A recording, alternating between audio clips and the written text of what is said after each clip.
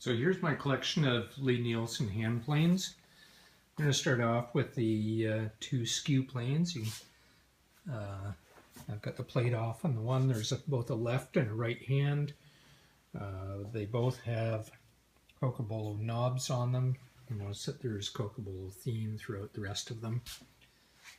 Even on the guides here that slide into this hole here once the plate is on, to be able to guide how far away that you're planing. I built Kokobolo extension guides to be mounted on here, just to give a little more stability, a little more accuracy when you're doing some planing in that method. Anyways, as I say, there's a left and a right hand. The one is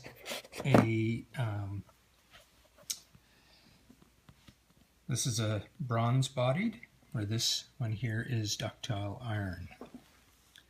Here's the bronze. Here's the ductile iron. Sure, everybody's got their preferences, but in this case I have one of each. Anyway, the next one on the line is my low angle block plane. Very handy, wonderful little tool, good weight. I like the low angle on it. Very, very nice plane. Shoulder plane, small shoulder plane. Another very underused tool, but a very handy tool when you're trying to clean out rabbits and such. My little guy, my my midget. This unbelievably handy little block plane. It just fits so nicely in your hand. You've got such control over it. Really, really nice plane. And that's a bronze body as well.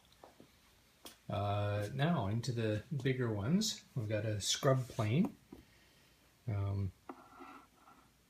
Not a tool you use very often, but it certainly completes out the set. Next on the line here is my 4.5. Now this is a 4.5 smoothing plane with a 55-degree frog in it. So you can see, here, let me move this little puppy. You can see how steep the angle is, which is really nice for planing tougher woods, difficult, miserable woods, you know, bird's eye maple, curly maple, that sort of thing. Things that the woods that are prone to chipping out. That's when you pull out this one, but gives great results, but you really have to work at it, because with that angle, you just have to put some shoulder into it. Good thing it's a nice heavy plane as well, which you need, particularly with the 55-degree frog. The next one is my jack plane, my 5.5 jack plane, or the 5 jack plane rather.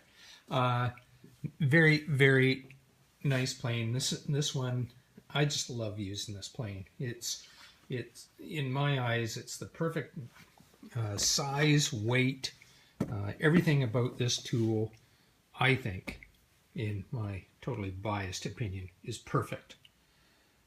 It's just a gorgeous, gorgeous tool to use. Love using it. And then there's the big boy, the number 8.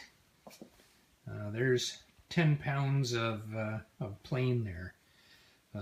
Again, not something you use every day. I used it to flatten the top of my cabinet maker's bench. You don't really get a chance to use this plane very often, but boy oh boy, when you do, it's a hunk of plane to be pushing around a piece of wood, but it's enjoyable to use. I like the end result. You can get things absolutely flat, which is what I wanted on the bench here. I wanted a unquestionably flat surface, and that's what I got with that, using that plane. Now, hand saws, again keeping with that Cocobolo theme. Handle had the Cocobolo handles made and shipped down from Lee Nielsen. They weren't a standard feature. They're and very obvious upgrade, but they're really nice tools. In fact, it was one of these puppies that sold me on Lee Nielsen in the first place. Rob Kozman had me hold on to one of these and got me to cut some dovetails for the first time, and I was hooked. I'm glad Rob doesn't sell crack, because all he had to do is get me to try it, and I was absolutely hooked. Really nice handle on these. They just feel like no other saw.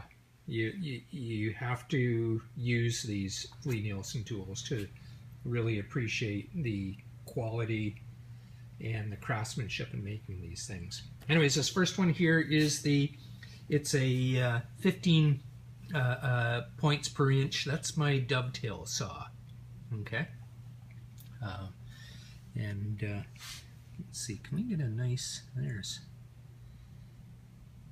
all the Cocobolo handles are in pristine condition.